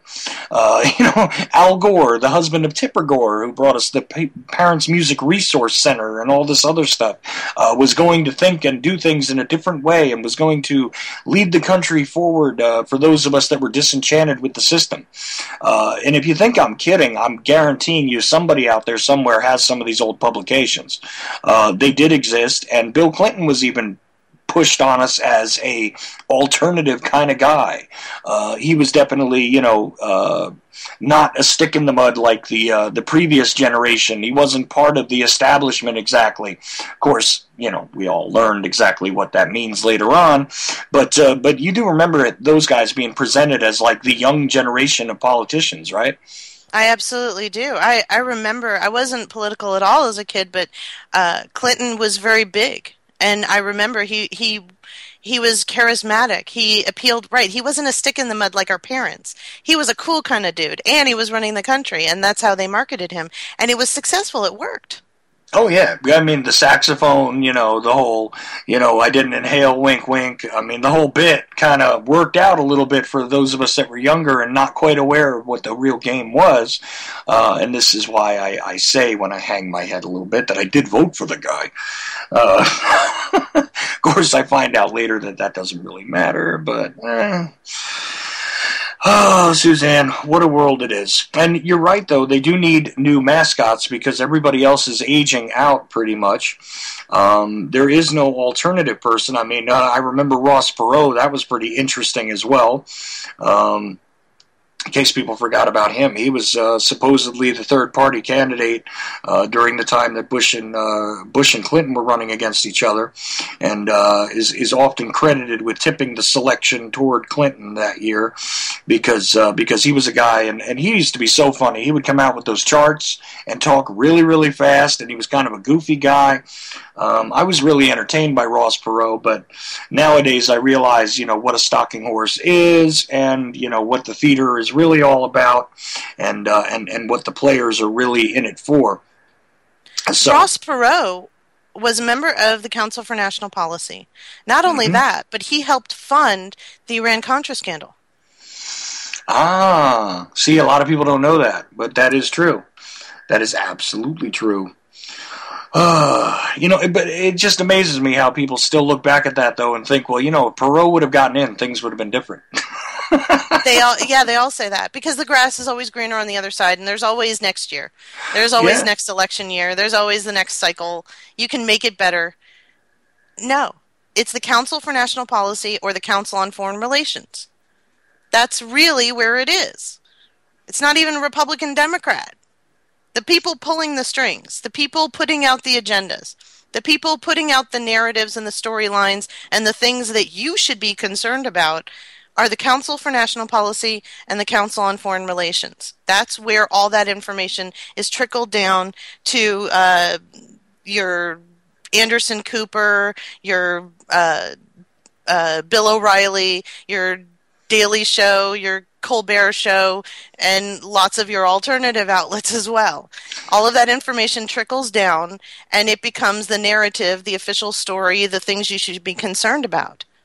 Right, and hey, if the official, elephants following each other, holding trunk to tail, and the stubborn, seemingly more fleet-footed jackasses don't distract you enough. I mean, if you're totally disenchanted, there's still the Lyndon LaRouche organization if you want to. You can join them and get involved in that as well, right? No, absolutely, you can. Yeah, you can go as crazy as you want to go. Yeah, it's up to you. But still all part of the same game. It's still all the same poker table, just different people have different colored chips. Exactly. And that leads me to this other point that I want to make. I am not making this up, okay? I am going to read from an article that I wrote 2 years ago, and it's source linked, and the source links are from the actual people. Not an article about it, it's from them. This is what they said. Russia Today is not independent news. It is funded by RIA Novosti, which is a propaganda machine, a masquerading news agency that dates back to the USSR Council of People's Commissioners and the Communist Party Central Committee. This is the original Ministry of Propaganda. Same people that gave you Pravda. And so, across the room, across the hallway, yes, exactly. They created RIA Novosti in order to get new information out, okay, in order to speak to people about Russian things from a Russian perspective and also to cover international news. Then they came up with Russia Today, which has been the most successful. RIA Novosti wasn't as successful, but Russia Today is. And you go to the building where their headquarters are located. They're across the hall from each other. They're across the hall from each other. They probably share coffee filters with each other, okay? Or a water fountain, or secretaries, bathrooms, you got it. Okay? Yep. That means that the information on Russia Today is geared toward the bent that it suits the Russian government, the Kremlin. I don't care what the host says. Mm-hmm. I don't care what they say. I don't care. Listen to me. They get a paycheck. They like their paycheck. They have a certain lifestyle that they've become accustomed to. They don't want that to stop. Mm-hmm. So they're going to tell you what it takes to get you to watch their show, because the other thing is they need you. They need to remain popular. So they're going to say whatever it takes to get you on board with them, unless they're trying to get a new audience, and then they'll start spewing out stuff that they never said before and start condemning things that they once supported. That means that they're rebranding themselves. Right. Same thing with Al Jazeera, too. Because Al Jazeera America, just like RT America, I mean, yeah, it gives you a different viewpoint because it's not entirely controlled by the same interests that are controlling most of your mainstream crap here, but it's still a controlled viewpoint. There's no real journalism going on there. No, it's only the information from the perspective that they want you to look at it from, and that is controlled information. And so what I find fascinating is now they have a gentleman, who I won't mention his name, but he's very big in the Libertarian Party and in libertarian circles. And so I'm wondering if the communist ideology is somehow filtering through to different parties by making certain connections and having certain people on their programming as hosts or as commentators that then will influence their audiences to come and watch more of RT's programming. It's very, very crazy to me, but my husband and I were talking about this last night because it's very interesting to me. The Libertarian Party, the Independent Party, the right-wing Independent Party is very, very big in countries who are controlled by technocratic rule. And make no mistakes, Putin is a globalist. Putin is part of the BRICS nations, and if you don't know who they are, you can go to my website and take a look. I actually have their documents and their manifestos linked up in articles on OccupyCorporatism.com. They want one world government. They want one world religion. They want one world currency. They just have a different viewpoint. And Putin is alongside with that. He wants his version of New World Order, not the technocrats' version. He's got a different version. So he's supporting New World Order. He's not your friend. He's not some cool dude riding a horse, without a shirt on, and he's awesome. No. Right. And the fact that somehow we think that because it comes from another country, it's true, because they have a different perspective. Yes, they have a different perspective. But when you're watching state-funded and state-controlled media, you're not getting a different perspective. You're getting the controlled media for that country instead of the controlled media for your country. Right, and again, he's definitely not the Old Spice guy. No matter what you think of him, it seems as though he's being portrayed, much more favorably. But they cover all their bases on RT, because after all, and I have no problem mentioning this guy's name because I have a problem with some of the books that he's authored and everything else. Tom Hartman is a guy who has a show on there, right? You know anything about Tom Hartman? I have watched his show a few times, but not enough to comment. All right. Well, I've got my reasons for saying it, but definitely he's not part of the right-wing state show. He's more part of the left-wing state show. But either way, it's still being vetted by the same people. Your disenchantment is being spoon-fed to you as opposed to you actually looking at the facts and finding problems with them. And this is the same guy who gives you the ultimate sacrifice point of view regarding the 60s and a weird sort of take on the 70s and how the counterculture actually, did so much good, the romanticized counterculture and things like this. It's just, the other side of the same coin, but they're covering all their bases, aren't they? And they're becoming bigger and bigger, and it makes you wonder, what the real agenda is. And as you said, it's kind of obvious if you just take a look at who they're in bed with and where their roots are. So this Exactly. is why RT to me is just no different than Al Jazeera America, is no different than BBC America, is no different than, we can keep going.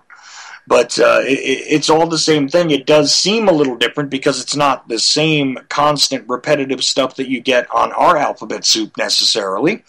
But it's their alphabet soup, so maybe it's got a slightly different flavor, but it's still all poisoning the information. Okay? And that's a point. And yeah, you did recently repost that old article somewhere. I saw that repost, or maybe you didn't repost it, somebody else did. But either way, it's still relevant now. and they're growing, aren't they, Suzanne? Yes, they are. The Million Mask March was peaceful until Russell Brand got there. And then all of a sudden, people started getting violent. I wonder why.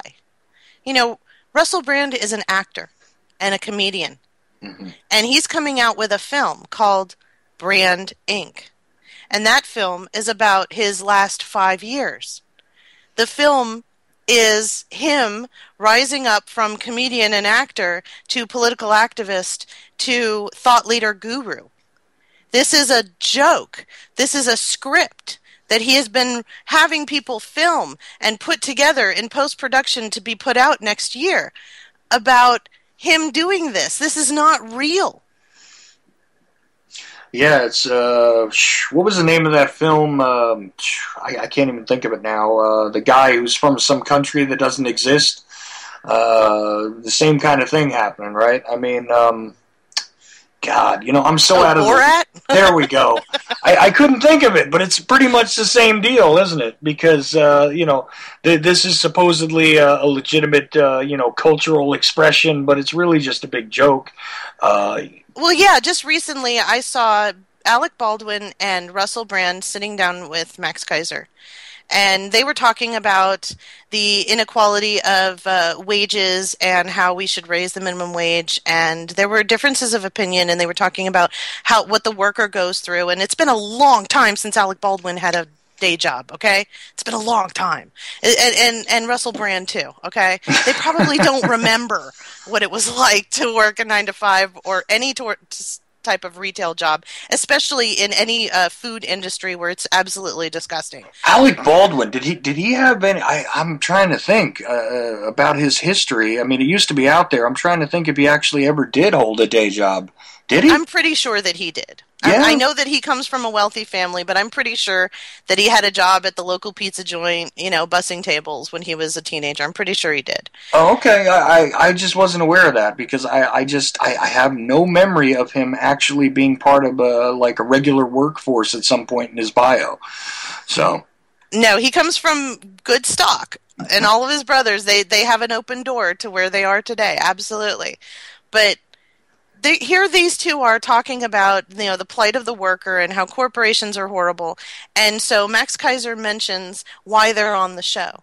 Why they're on the show? To promote a new movie that they're both in.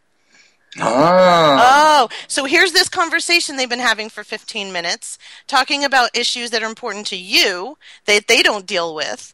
And the last 5 minutes of the show, they plug the movie that they were in. This is a joke, folks. They sat down and in the studio to talk to Max Kaiser's audience about things that Max Kaiser's audience think are important so that they could promote their film, so that you would think that it was cool, that they're cool, that you should go spend $30, $40, $50, whatever it costs per ticket to go see a film. Mm. That's it. That's all. Folks, it is so subtle and so in your face that they're stealing the money out of your wallet as you're holding it and you don't even realize. Well, they're not actually stealing it. They're just convincing you to empty it, whatever little you have, and telling you that it was your idea to do so. So, but hey, that's native advertising, isn't it?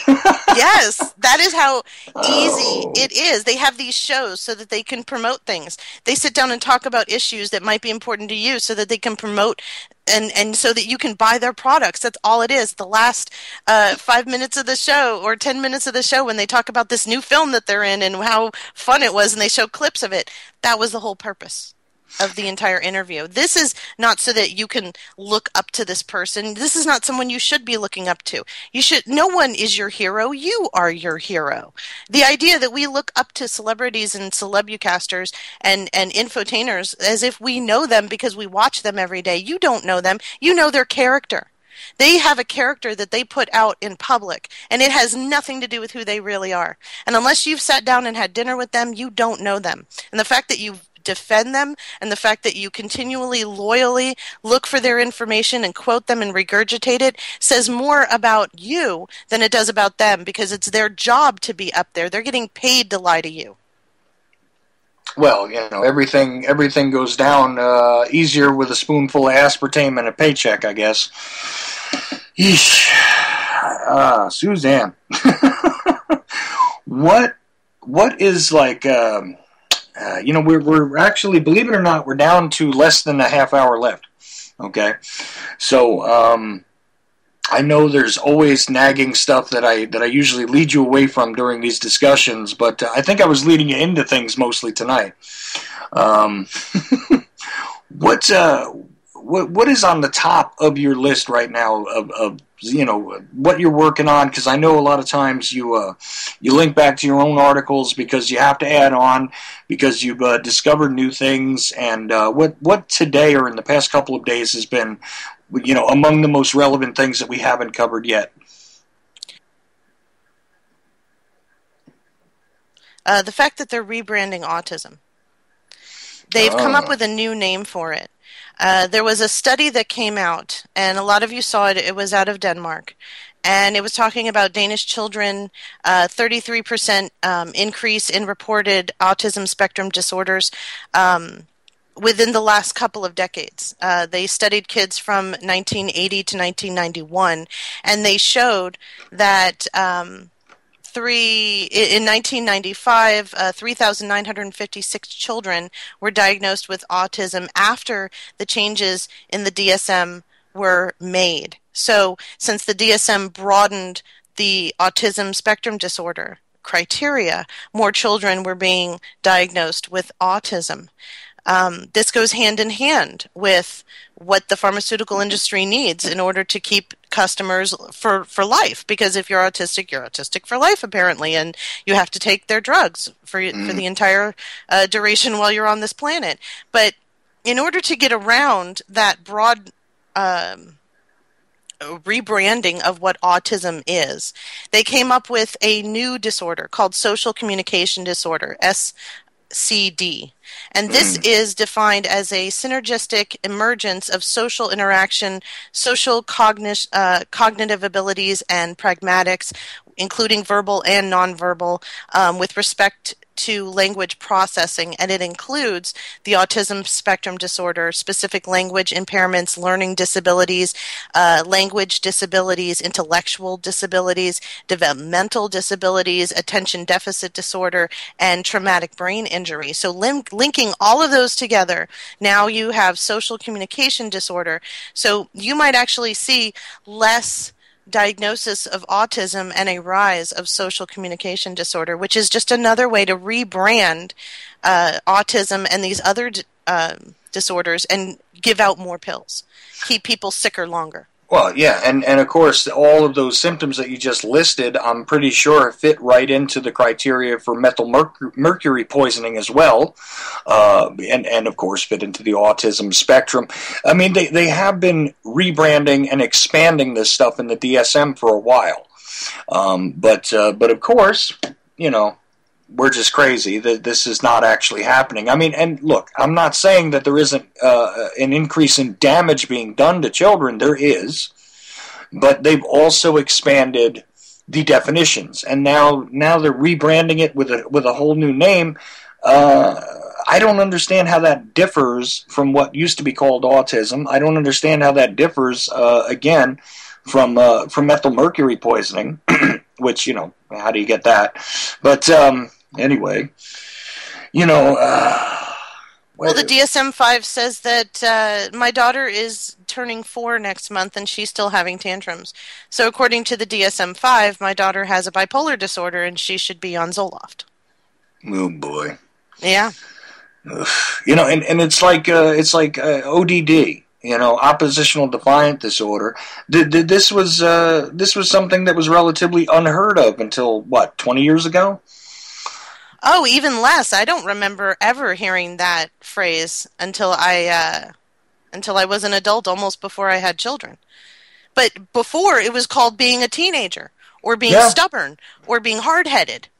Right. or that word that Red Foreman used to use on that 70s show describing his son all the time, the word I can't use. In Italiano is a gabadost, okay? That's what it is. But children are defiant. It is part of growing up. Do you know why they're defiant? Think about this. In the first 2 to 5 years of their life, you do everything for them. And then all of a sudden, you stop doing it. You stop tying their shoes. You stop getting them dressed. You stop you make the food, but you make them come and get their plate and feed themselves. And you make them brush their teeth, and you make them make their bed, and they have to go to the potty by themselves. You don't change them anymore. And they start to get upset. Hey, wait a minute. I was waited on hand and foot all my life, and now all of a sudden you want me to do this myself? Oh, well, you must be a jerk. And as they grow up, they start to say, well, you really are a jerk. You're making me take out the garbage. You make me do my homework. You won't let me play video games until after 6. I can't watch my show. I get grounded. I don't like you. That's normal. What they're doing is they're doing something that will serve them later in life. They're breaking off from you, and they are forming their own identity. And you want to encourage that, not the disrespectful part of it, but you want to encourage that breaking away. You don't want them living in your basement. You don't want them living in their room for the rest of their lives. You want them to move out and get a job and go on with their life. And by satiating them with objects and spoiling them, and by giving them pills to sort of sedate them, you are giving them no ability to become fully functioning, self-serving, or even an inkling of an individual spirit. You are killing that in them. And so when they don't perform to function, when they don't finish college, when they only work at a fast food joint and they only work 20 hours a week, and they won't move out of your basement, that's why. Well, not only that, but even for kids that aren't necessarily typical, okay, this has been one of my arguments about this stuff even long before I became aware of exactly how damaging, the SSRIs and all these other medications are. My argument used to be, and this, again, completely unenlightened opinion, but I still stand by it. I have had to expand upon it. But the thing is, okay, you have a kid who has some sort of social problems, okay? They have difficulty being in groups. They have difficulty, working with others, etc., etc.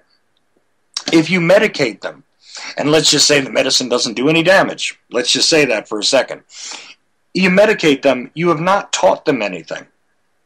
So eventually, when you can no longer dictate the pills they're taking, they have no coping skills that they've developed on their own in order to deal with situations in a social way, in an interactive way with their future families, their future roommates, their future whatever. So really, you've arrested their development. I have never understood that. I mean, yeah, it makes it easier because obviously a medicated kid is more compliant to a lot of people and all this other stuff. But even in the case where I didn't understand that the pharmaceuticals were damaging to begin with, I just saw it as a way of delaying the inevitable need for a kid to learn how to deal with stuff. I mean, I know that sounds really simplistic, but I never understood that, Suzanne. That is the problem. The way I was raised, I came from a broken home, and I was a latchkey kid, and I had responsibilities. I had to do chores. It was not optional. It instilled in me a great work ethic, a great independent spirit, and the idea that I can do this, and it's okay if I fail. If I put my mind to it, I'm going to get it done. But children now, when I go to the park and when my son plays with his friends and I sit down and talk with the parents, I'm disgusted by what I see. The overbearing, it's like that character in that Lego movie, Lord Business. You have to micromanage every aspect of your child. How can that person function without you? Let them go. Let them find out. It's okay. That's why they created Band-Aids and Neosporin and all those other things. It's okay. Let them go. They will learn. And if they don't learn, they're going to come to you. And someday when you pass away, what are they going to do? That's the other problem is, you're breeding dependence by not letting them learn from their own mistakes, skin their own knees. Every once in a while, maybe actually injure themselves a little bit. I mean, that's not to say that, you don't try and protect them in a limited way, when they're small or whatever. But the thing is, after a while, they have to learn how not to fall down and scrape their knees on their own. It's just that simple. I sit at the edge of the park and I watch my kids, and my kids have not broken any bones yet and never had any major, no stitches, no nothing, because I prevented. But if it's a little, let them work it out with the other kids. The parents swarm as soon as the kids start having a disagreement. The big idea up here, I don't know how it is in other states, but they use mulch, and so there's a lot of bark chips everywhere, and everybody gets upset if somebody throws the bark chips. That's what kids do. They want to throw the bark chips. As long as nobody's getting a splinter in their finger or an eye, as long as it's not being used as a weapon, then let them throw the bark chips. Who cares? We used to bury each other in the sand and then leave the guy who was buried and just walk away and laugh about it and then come back in an hour and see if he's okay. Nowadays, if somebody did that, the cops would show up and all the kids would get arrested. Well, yeah, see, here's the thing. You got a litigious society now because, not only could they press criminal charges against you for not controlling your kid, but also you can be sued. This is one of those things, and I've actually heard, like, little kids who have no idea about the law or anything else in the world yell at another kid that their parents would sue their parents. You know what I mean? My parents will sue your parents if you do that, or, like, are you kidding me? We used to hit each other with sticks and rocks. Yes. It was not uncommon for a kid to go home with, like, with requiring stitches or nearly. Not just once in a while, but like every Monday, or whatever. Did it turn out to be a criminal or a sociopath or a psychopath? No, but it did teach me to respect the situation when somebody has a weapon and threatens you with it, though. Respect the rock, yeah. Respect the rock, exactly. But you learn where people's boundaries are. Yeah, and children push them all the time, and with each other. I have 2 kids, and you have 3 kids now, right? Mm-hmm. Yep. So that when the siblings are fighting, you're sitting there watching it. You're thinking, okay, when do I step in? No, I shouldn't step in now. Okay, I should. You're constantly waiting for that moment where the scream is real, and then you go in there and break it up. But if you go in any time before that, all you're doing is teaching them to come and tattle on each other when anything bad happens. Right. Usually I wait for something to be said, like, I can't breathe. Yeah. Then I kind of say, hey, hold on. But no, most of the time I let them sort it out for themselves because this is exactly how they're going to learn. And, all except for the baby at this point because he can't defend himself, but but no, the other 2, yeah, and it sounds weird, but this is the process of learning exactly where people's boundaries are, exactly what it is that you can get away with, what it is that's acceptable to another person. This is your proving ground, basically, as a less than adult person to learn, and. You're exactly right. There's far too many micromanaging parents that are, paranoid about, their precious ones getting hurt or possibly getting themselves hauled into court over things or whatever else. I think it all kind of comes together to create a society of people that don't know how to deal with one another. This is an unfortunate thing, I think, and in a lot of cases, I know you're very hopeful about the millennial generation. And I have some hopes for them too, but I see their tolerance for things is not so good either. A lot of them have been coddled way too much, and they never did that boundary pushing with one another. So some of them are rather oversensitive. And again, this is not a good thing to have, especially when they go into adolescence and they're extremely, charged hormonally and psychologically, and sort of becoming self-aware as individuals and things like that. I think that a lot of times, you got to let them take their lumps, in a natural sort of way, and I can't find any disagreement with you there. But I'm telling you, I do wait for, I can't breathe, or the real serious blood-curdling scream that actually indicates that real pain is now being inflicted. I know that sounds terrible, but it's true. It's true. And, it's what you have to do. You have to let them learn. I remember I used to fight with my brother. I still have scars on my arms from when my brother and I beat each other up severely. You know what? We're fine. We're good people. We've never, done anything wrong. Never been in any serious trouble.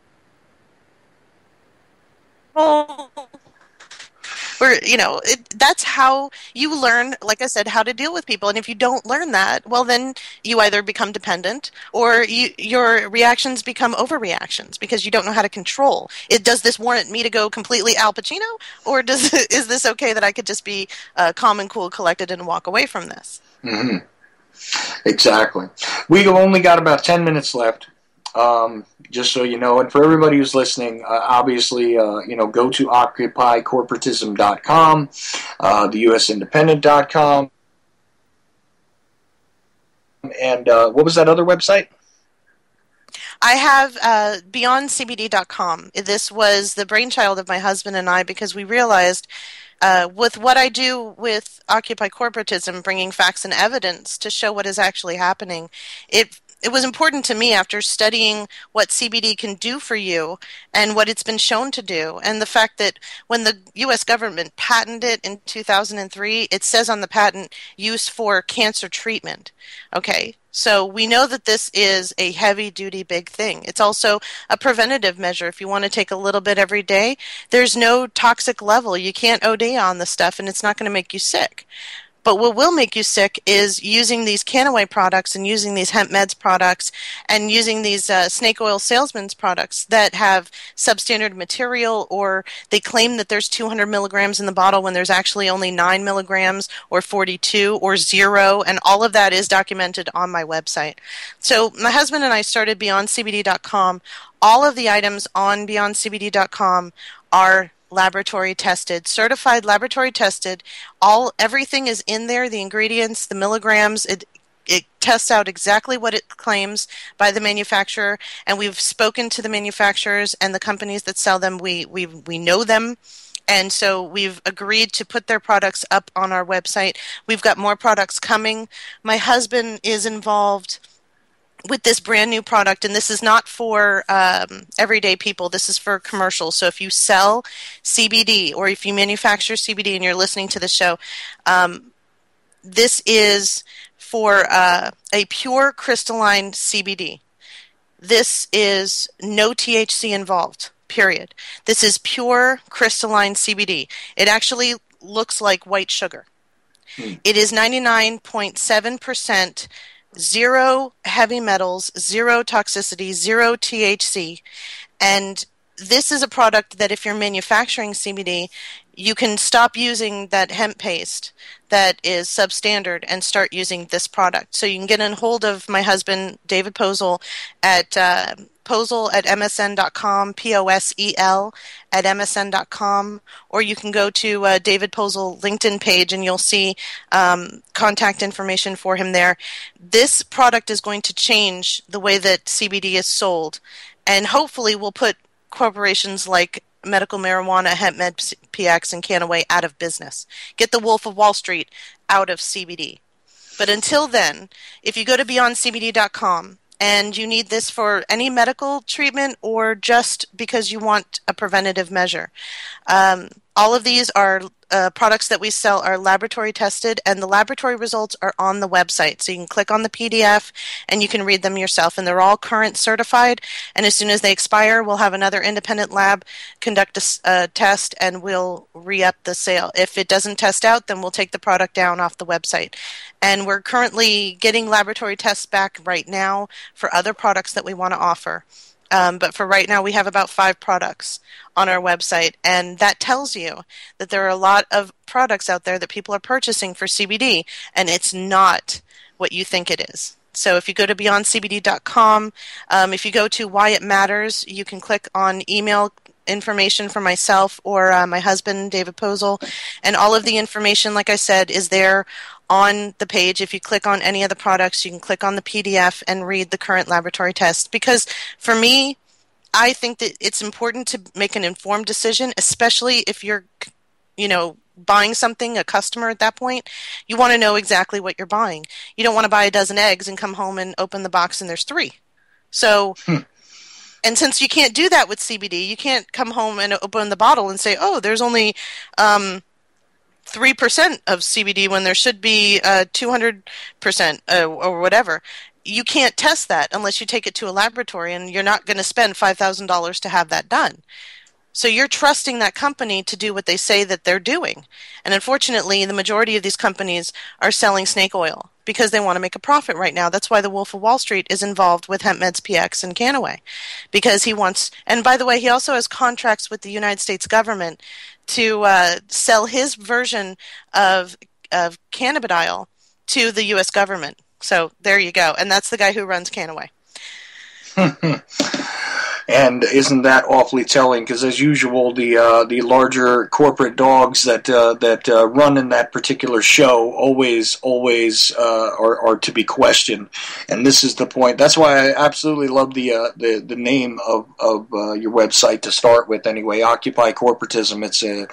It's a philosophical necessity at this point in time, and I'm telling you, I can't say enough good stuff. And you know what? Even if you're just lazy and you look at Facebook, you can find her all over Facebook and click on the links, click on the stuff, check it out because there's just tons and tons of information that Suzanne is constantly putting out.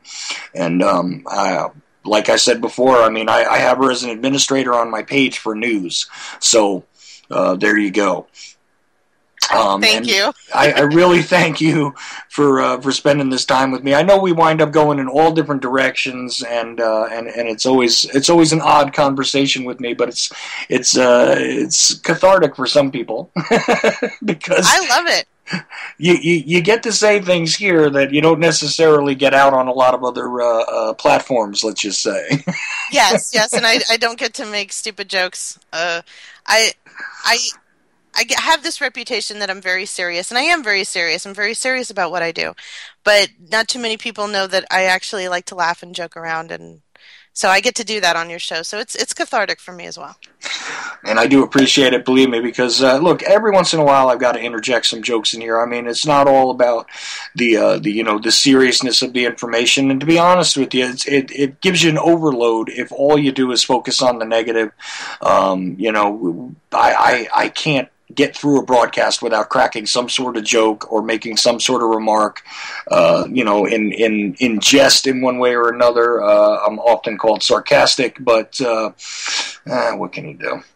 The thing is that this is what I like to do, and I'm really, really happy that you joined me. And we got to make this happen a little more often. That's the only thing. I did not even get to you in the month of October. So I know. I told you pick a day, and we'll just make that our day. That's what we got to do. Now I'm calling you out on your show. So you have to do it. See, now there's no way I can get around it. It's got to happen. I think it should be at about the top of the month with you, and definitely a 2-hour stint, because because we just we won't have enough time any other way to get into as many different things as we have. And I think we've covered a decent amount of ground here. We went everywhere from the left-right paradigm to the obvious things that are being seized upon by the mainstream for agendas. We have gone through that. We've gone through, cannabidiol, the Wolf of Wall Street for, video games, of course, the millennials, all that stuff. And you know what? It's all relevant. It's all part of the discussion, and it's all part of what I hope, makes people think that are listening to me and listening to what it is that you're putting out.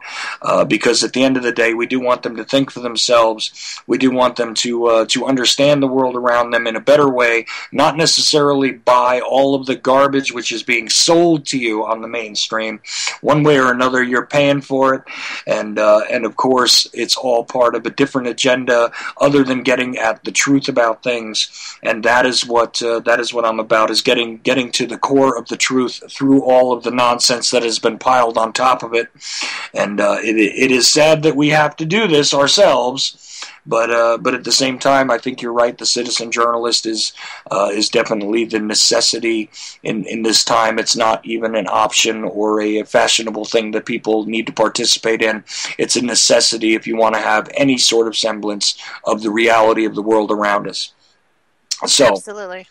So, again, Suzanne, I can't thank you enough, and I will definitely get to you in December. We're going to do it at the top of the month somewhere. I just got to figure out which days I'm broadcasting on, and we'll pick one. How's that? Okay, that sounds awesome. And it's just the end of the show. There it goes. See, I knew it was coming, but my clock is never right. Thanks for listening, everybody. I'm done. Ribbit, I. At the age of 19 in 1962, she was a... But I have the files. I read this stuff at the National Archives, and I read these other things. I said to myself, how can that be possible? The brain, pistols and fondle slab of choice, and computers doesn't really matter. Internet, professional wrestlers, and not Jesse Ventura style. It doesn't matter where the cartoon comes from as long as it's real. It's hard to get real information because seriously, they don't want you to have just read two sources whenever I try to prove out.